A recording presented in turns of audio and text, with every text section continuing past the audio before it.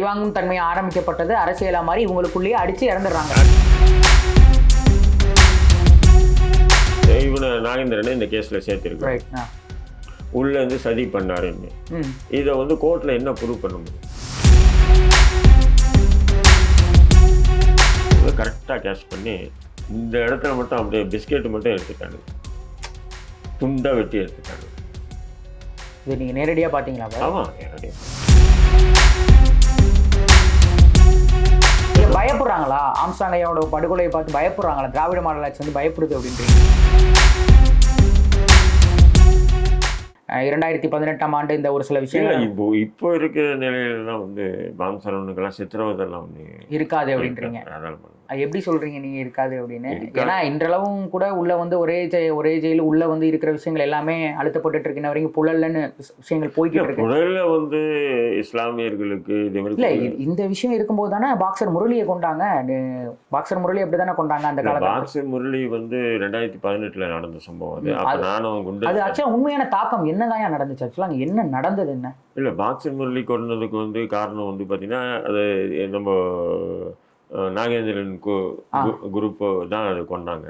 அது என்னன்னு சொன்னீங்கன்னா அந்த நேரத்திலே ஆனா அது வந்து வெளிப்படையா தெரிஞ்ச விஷயம் தானே. நாகேந்திரன் குரூப் தான் கண்டிப்பா கொண்டாங்களா? நிச்சயமா அதுதான் உண்மையா? இல்ல உங்களின் பார்வையில நீங்க சொல்றீங்களா? நமக்கு தெரியும் அந்த பசங்க அவங்க பசங்க தான். அது அவ்வளவுதான் நம்ம சொல்ல முடியும். அதுக்கு பின்னாடி என்ன அரசியல் இருக்கு நமக்கு தெரியாது. ஆக்சுவலா வந்து அந்த நேரத்துல பாம்சரவணனை கொல்லணும்ன்ற முடிவு வந்து நாகேந்திரனுக்கு இருக்கு. அது உண்மைதான். இப்ப வந்து 2018க்கு முன்னாடி இருந்தே இருக்குன்னு சொல்றீங்க. இருக்கு. ஏன்னு சொன்னீங்கன்னா அதாவது நம்ம நாகேந்திரனுடைய சொந்த தம்பி பிர்லா போஸ்ன்னுவாங்க வழக்கறிஞர். அவரை கொண்டது வந்து பார்த்தீங்கன்னா அந்த காது குத்துரவி. அது ஒரு பெரிய இதுங்க. அது அந்த லிங்க் நம்ம எடுத்தோன்னா எங்கேயோ போவோம். அது மாச கணக்கில் பேசிட்டு இருக்கோம். அது காது குத்துரவி. அந்த காது குத்துரவி இவங்கெல்லாம் சேர்ந்து இவரை வந்து இயக்குனதா யார்? பாம்சரவணன் அப்போ வந்து நாகேந்திரன் குரூப்ல தான் இருக்காப்புல. அதான் அவங்க அண்ணன் கிட்ட தான், அவங்க தம்பி கிட்ட தான் இருக்காப்புல. அப்போ அடைக்கலம் கொடுத்து அந்த கொலையாளிகளுக்கு அடைக்கலம் கொடுத்து அவங்களுக்கு எல்லாம் பார்த்துக்கிட்டது வந்து பாம்சரவணன். அதனால தான் பாம்சரவனுக்கு அடடா கூட இருந்துட்டு இவன் குடிப்படிச்சுட்டான், இவனை விடக்கூடாது அப்படின்ற மாதிரி நாகேந்திரன் நினைக்கிறாப்புல. இப்ப அதுக்கு வந்து முழு மூல காரணம் யாருன்னு சொன்னா தென்னு தான் காரணம். தம்பியை விட்டு இப்படி பண்ணிட்டான் என் தம்பி அப்படின்னு சொல்லிட்டு தென்னை போட்டது. தென்னரசுன்றாங்க இல்லையா, பாகிஜான் சமாஜ் அவரை போட்டதே காரணம் வந்து அதுதான். தம்பியை விட்டு என் தம்பியை கொண்டுட்டாங்க, விடக்கூடாது, இவனை போட்டதான் இவன் அடங்குவான் அப்படின்னு. அப்போ பாம்சரவணன் வந்து சின்ன பையன் ஓடிட்டாப்புல, இது பண்ணிட்டாப்புல. அதன் பிறகு தான் வந்து ஜெயிலில் வந்து அப்போ நானும் 2018 குண்டர் சட்டத்தில் இருக்கும்போது பாம்சரவணனும் இருக்காப்புல. ஆனால் உங்களோட செல்ல தான் இருக்காங்க எல்லாம் ஒரே பிளாக். அது தெரியும். குண்டர் சட்டத்துக்கு ஒரே பிளாக். குண்டர் போட்டாங்கன்னா எல்லாரும் அது உள்ள தான் இருக்காங்க. அப்படி எல்லாரும் இருக்கும்போது அப்போ என்ன ஆச்சுன்னு சொன்னால் பாம்சரவணன் வந்து என்ன ஆகுதுன்னு சொன்னீங்கன்னா எப்போவுமே ஒரு 10-15 பசங்க கூடவே இருப்பாப்புல. அதில் முரளி மட்டும் தனியாக இருப்பான், பாக்ஸர் முரளி. அப்படியே தனியாக இருக்கும்போது பெரும்பாலும் என்கிட்ட தான் வந்து உட்காந்து பேசிட்டு இருப்பான் முரளி. அப்புறம் நான் கிண்டல் பண்ணுவேன், காசு வச்சிருக்கேன், செலவு பண்ணி ஒரு 10 பசங்க கூட எதிரி நிறைய பேர் இருக்கா, அவனுக்கு இப்படி சுத்தரியா அப்படின்னு பார்த்துக்கலாம் பயணம். பார்த்தா தாடிக்கிட்டு பெருசாக வச்சுக்கிட்டு பார்த்தா முஸ்லீம் மாரியே இருப்பான். அதனால் வந்து என்ன ஆச்சுன்னா இந்த பாத்ரூமுக்கு போகும்போது வித்தின் செகண்டு தான் இப்படி பேசி போகிறது. எல்லாம் பேசி போகுதுன்னா எல்லாம் பேசிப்பாங்க, போயிடுவாங்க. பொருட்கள் எல்லாம் வடை பிஸ்கெட்டு அது இதுன்னு வாங்க போயிடுவாங்க. எல்லா கூட்டம் அங்கே போகும்போது இவங்க பாத்ரூமுக்கு போகும்போது கரெக்டாக கேஷ் பண்ணி இந்த இடத்துல மட்டும் அப்படியே பிஸ்கெட்டு மட்டும் எடுத்துட்டாங்க, துண்டா வெட்டி எடுத்துட்டாங்க. இது நீங்கள் நேரடியாக பார்த்தீங்களா? ஆமாம், நேரடியாக பார்த்தேன். துண்டா வெட்டி எடுத்துட்டாங்க, மர்மஸ்தானத்தை அறுத்து. இப்போ பாக்ஸர் உங்களோட கேஸ் அடுத்த கட்டம் எப்படி தான் நகர்ந்தது? என்னதான் காரணம்? உள்ள ஒரு சிறைக்குள்ளேயே ஒருத்தர் இறந்து போயிருக்காரு. அந்த கேஸ் அவ்வளவுதான் நடந்துட்டு இருக்கு. இல்ல அது கூட பின்புலம் உங்கள் காவல்துறை விசாரிக்கலையா? அப்ப இல்ல அந்த அளவுக்கு போக மாட்டாங்க. ரவுடிஸுக்குள்ள பிரச்சனை அது வந்து அந்த அளவுக்கு வந்து ஒரு புலனாய்வு பெருசா யாரும் ஒரு ரவுடி பையன் நாளைக்கு அவனை கொல்ல போறான், அவன் இவனை கொல்ல போறான்.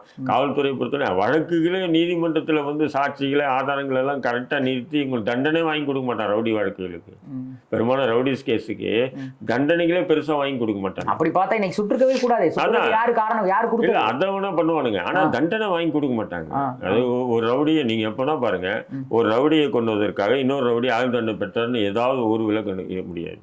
இப்போ நாகேந்திரனுக்கு தண்டனை கிடைச்சது கூட அந்த ஸ்டான்லி சண்முகம் என்ற அதிமுகவினுடைய அந்த இது கவுன்சிலரும் ஏதோ அவரை கொன்னதுக்காக தான், வட்டச்செயலர் அவரை கொன்னதுக்காக தான் தண்டனை கொடுக்கப்பட்டது தவிர அவர் நிறைய வழக்கில் அவர் மீது குற்றம் இருக்குது. ஒரு வழக்கில் கூட அவரை இது பண்ணல. ஏன்னா ஒரு ரவுடியை கொண்டுட்டான் இன்னொரு ரவுடி அப்படின்னு சொன்னால் இவங்க வந்து சாட்சிகளும் கரெக்டாக சொல்ல மாட்டாங்க.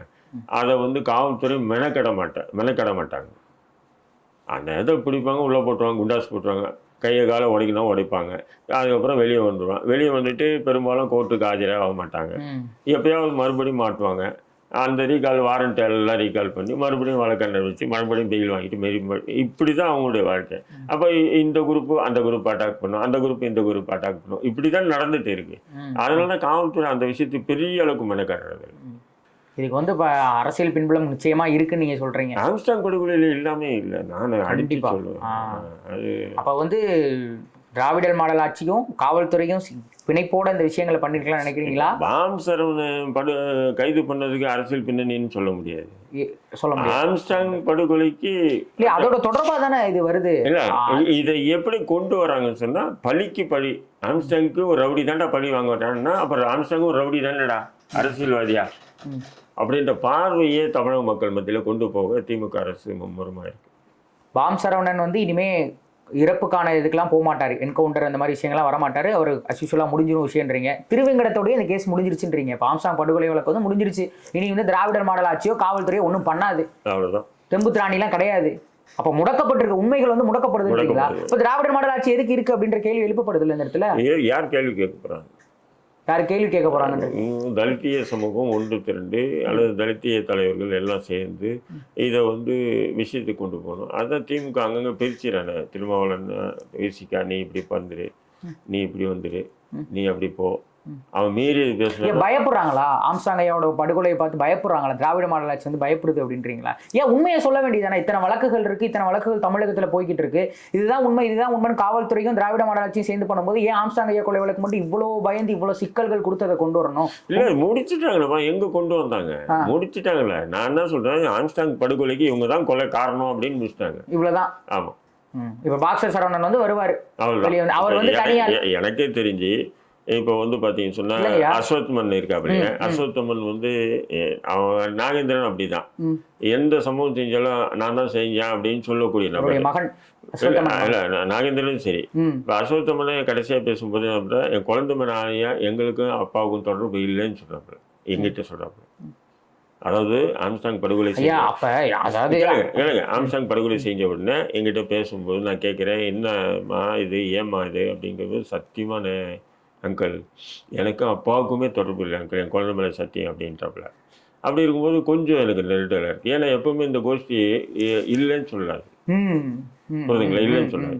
ஆனால் திமுக என்ன பண்ணுதுன்னு சொன்னால் அந்த குரூப்பு கூட இவங்களை சேர்த்தாதான் நம்புவங்க இல்லை. ஆம்ஸ்டாங் அதாவது ஆம்ஸ்டாங்கை படுகொலை பண்ணது நாகேந்திரன் அப்படின்னு சொன்னால் பெரும்பாலானோர் நம்புவாங்க.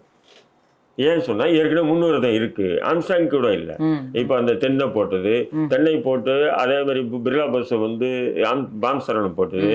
அப்போ பாம் சரவணன் தென்னு இவங்க எல்லாம் சேர்ந்து ஆம்ஸ்டாங் கோஷ்டி மாரியும், அந்த பக்கம் வந்து நாகேந்திரன் இவங்கெல்லாம் சேர்ந்து ஒரு கோஷ்டி மாரியும், அந்த கோஷ்டி முதல்ல ஆம்ஸ்டாங் படுகொலை செய்யப்பட்டார். புரிதுங்களா உங்களுக்கு? இதுதான் அவங்களுடைய கருத்து. அதுக்காக இப்படி கொண்டு வர அழிவாங்கும் தன்மை ஆரம்பிக்கப்பட்டது அரசியலா மாதிரி இவங்களுக்குள்ளேயே அடிச்சு இறந்துடுறாங்க. அது இப்போ வந்து நீங்க வந்து பாத்தீங்கன்னா இவனை நாகேந்திரனை இந்த கேஸ்ல சேர்த்திருக்காங்க, உள்ள இருந்து சதி பண்ணாருன்னு. இதை வந்து கோர்ட்ல என்ன ப்ரூவ் பண்ண முடியும்? 120 தான் போட்டிருப்பாங்க சதி. கோர்ட்ல வந்து என்ன பண்ண முடியும்? அப்படியே கோர்ட்ல வந்து இவங்க ப்ரூஃப் இதேமாரி இந்த நேரத்தில் மனு வந்துதா, இவர்கிட்ட சொல்லி அனுப்பிச்சாரா, சொல்லி அனுப்பி அது வந்து இங்க வந்து சொன்னாங்களா சொல்லி அதன் மூலியமாக அந்த கொலை நடந்ததுன்னு சொல்லி புருவானா ஒட்டுமொத்த சிறைத்துறையும் ஒட்டுமொத்த இன்டெலிஜென்ஸும் விசாரணைக்கு ஆளாகும். அப்போ என்ன பண்ணுவாங்க? நீதிமன்றத்தில் வழக்கு நிற்க போகிறதில்லை, அது வேறு விஷயம். வழக்கு நிற்க போகிறதில்லை. மீறி ஏதோ லோக்கல் அதாவது தமிழக அரசுடைய ப்ரெஷரால் கீழ் நீதிமன்றத்தில் ஆழ்ந்த நின்று கொடுத்தாலும் உயர் நீதிமன்றத்தை உடைச்சிட்டு போயிட்டே இருப்பாங்க. ரிலீஸ் இந்த வழக்குக்கும் இவருக்கும் சம்பந்தம் இல்லைன்னு போயிட்டே இருப்பாங்க.